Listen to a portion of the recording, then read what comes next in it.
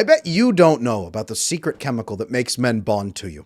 The hormone that men have more receptors for than women do. And the hormone that avoidant men have even more receptors for because of their avoidant attachment style. I can't believe that nobody is talking about this important hormone and how important it is, especially for avoidant men to bond.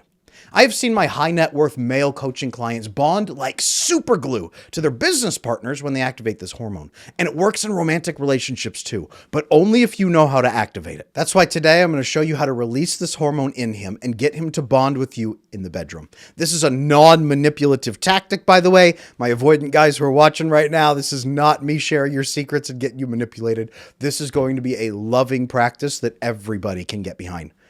Pun intended. I am Adam Lane Smith, the attachment specialist. I help people build great relationships where they have previously struggled. If your relationships haven't made sense, I will make them make sense. Today, let's talk about the secret bonding hormone called vasopressin and how it's going to get him bonded to you the next time that you have sex. Let's go. Ladies, let me ask you a very blunt question. Have you ever wondered why men don't seem to connect after sex the way that women do? Especially avoidant men, right? They can do it and then pack up and leave, jump right out the window as if they were tossing away a candy bar wrapper. This is not to say all avoidant men are like this. They're not clods, but most of them don't engage in that deeper level intimacy afterward. The pillow talk, the nurturing, the touching. It often doesn't seem like that's what they want at all. They don't even have a frame of reference for it. Most of them, typically, okay? They may have learned to do that to care for you, but it isn't usually what they're looking for. Why? Why do men not seem to bond quite like women do? Why can men have a one-night stand and walk away as if they've never met you? First, we need to talk about the way that women bond and why women get this so wrong about men, okay? That will help you build a frame of reference for how men are different. So really quick, ladies, and I know a lot of you don't even know how you bond chemically, and I know that because a lot of my female coaching clients come in and they have no idea how their own bedroom drive works or how their own bonding process works. Let's talk about oxytocin, okay? Oxytocin is one of the most important hormones for women. Oxytocin is the love hormone. It's released when you feel safe, when you feel connected, when stress is low. It can release during great conversations, holding hands, brushing skin. It can release when they touch your face, when they compliment you. When you feel loved, when your stress is low, you start to release oxytocin. Everybody has receptors for oxytocin. We're born with these receptors, okay? When our mother is feeding us, we give oxytocin and we get it. She usually does too. It's a massive, massive piece of the human experience. And unfortunately, a lot of men don't get it. We're going to talk about that here in a minute. But women need oxytocin. It is what makes you feel loved. You're trying to measure it in men by seeing if they want to spend time with you, if they want to touch you, if they want to be around you, if they want to text you, if they respond quickly. You're trying to measure their oxytocin levels based on how romantic and how loving they are. That's what you're trying to do. Oxytocin makes you feel affection for others. So when you have felt affectionate for somebody else, that's oxytocin in you driving you to feel that way so that you can then create it in them as well. It's supposed to form a reciprocal circle where you love and have affection for each other. Okay? Very important. Especially important for women because that emotional connection then leads into more of a physical desire, right? And then it leads into foreplay. This is what helps arousal. This is what helps the bedroom experience be amazing. If you've ever had somebody help you warm up correctly leading into the event, that's oxytocin. That oxytocin then helps you have contractions in the uterus, which we describe as that climax. And then that releases an explosion of more oxytocin. In fact, it releases so much that we have a synthetic version called Pitocin here in the United States that we use to induce labor by causing uterine contractions. That's how we induce labor, is by flooding you with fake oxytocin. Now, that oxytocin explosion that happens if you're warmed up correctly can lead to multiple additional explosions, if you know what I mean, and that's what leads to a great bedroom experience for most women. It's the oxytocin pipeline. If you didn't know that, now you do.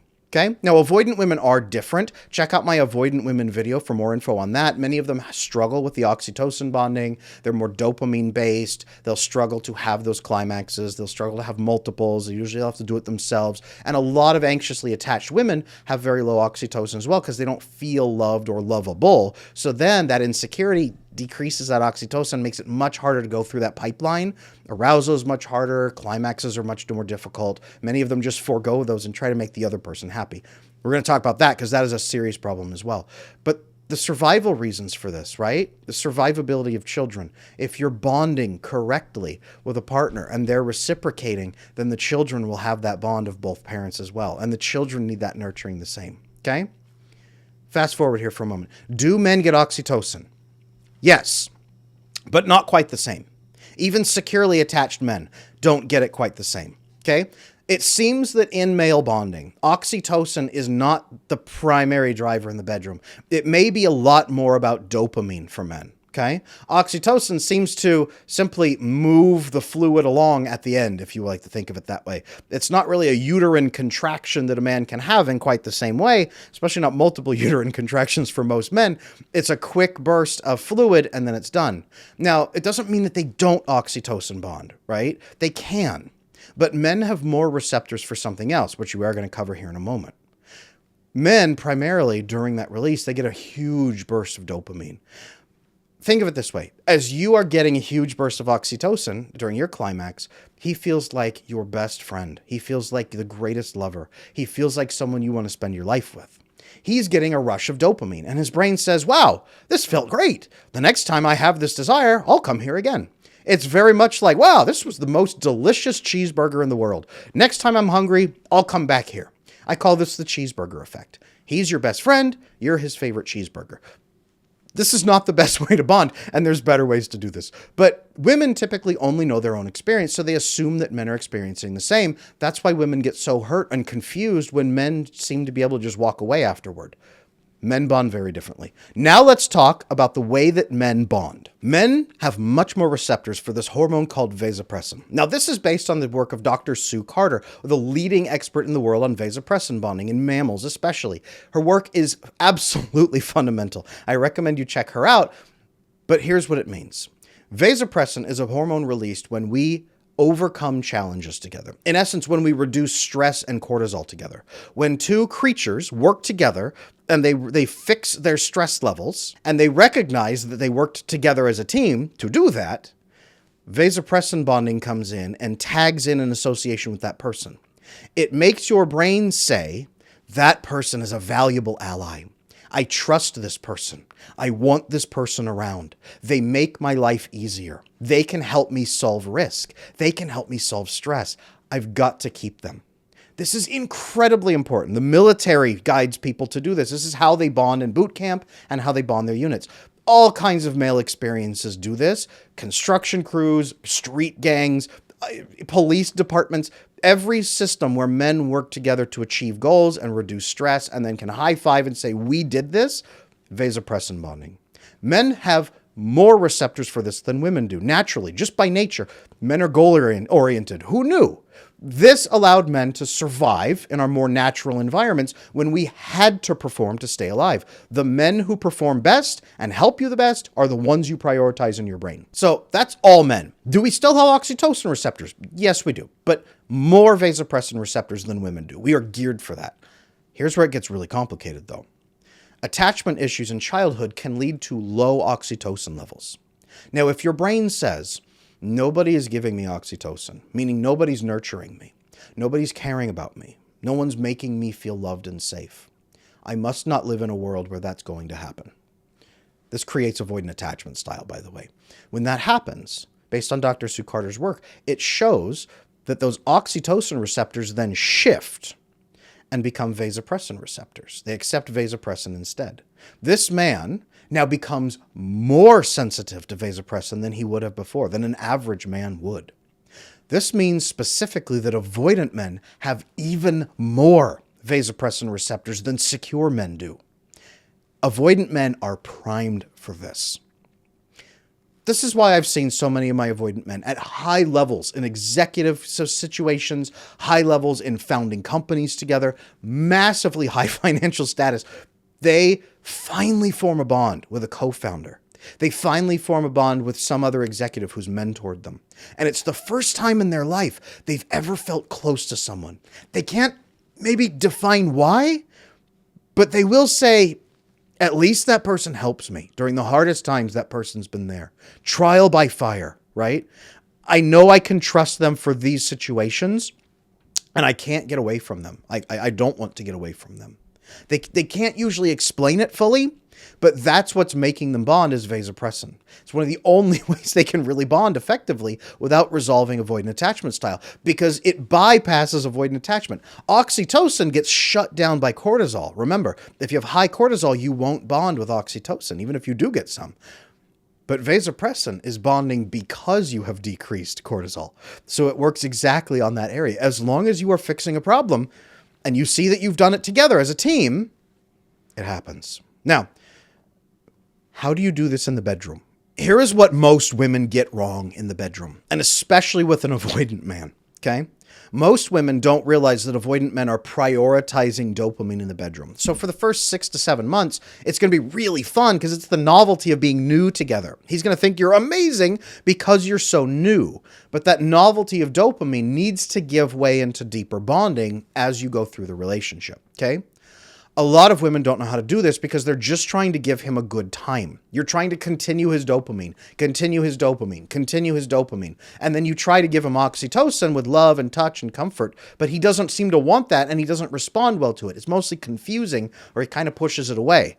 Most women at this point stop and just keep trying to give dopamine. Right? They don't fuss. They don't say, hey, I just need, hey, can you help me with this? Hey, I'd like to climax. Can you assist me? Hey, this would mean a lot to me. Hey, can we try this? They don't do those deeper pieces like that because they're trying to just give him a good time.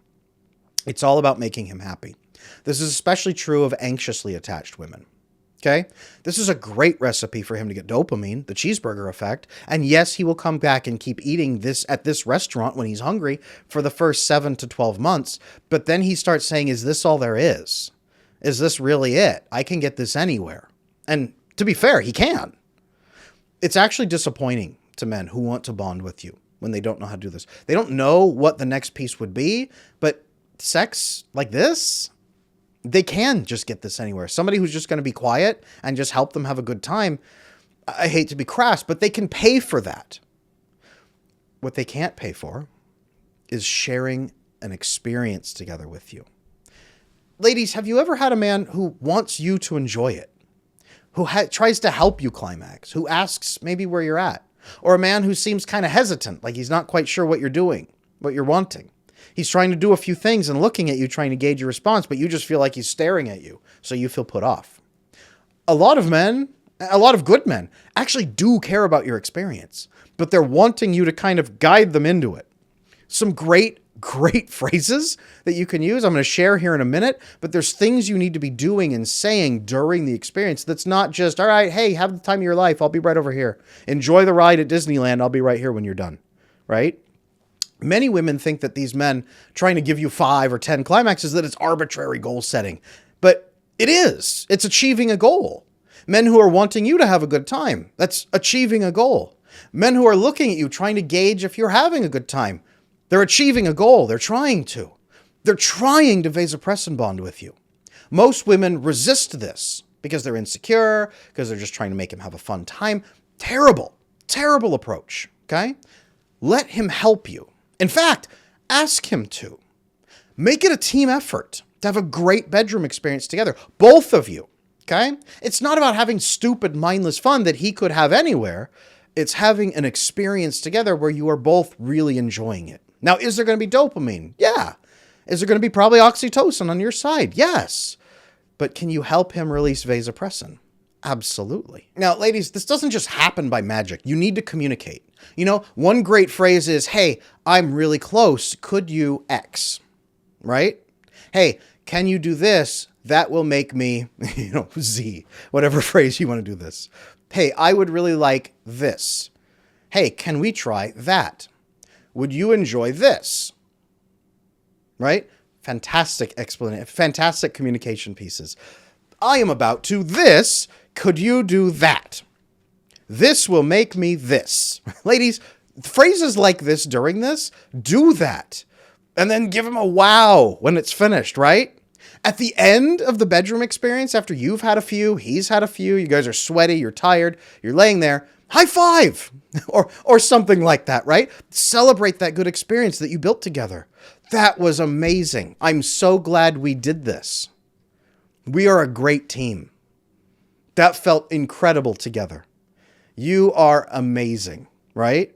Phrases like this that celebrate the achievement you guys just had, the experience you just built together. Act like you just repaired a car and you just cranked the engine and it works for the first time and now you're going to high five because you built the car together. Okay? Do that.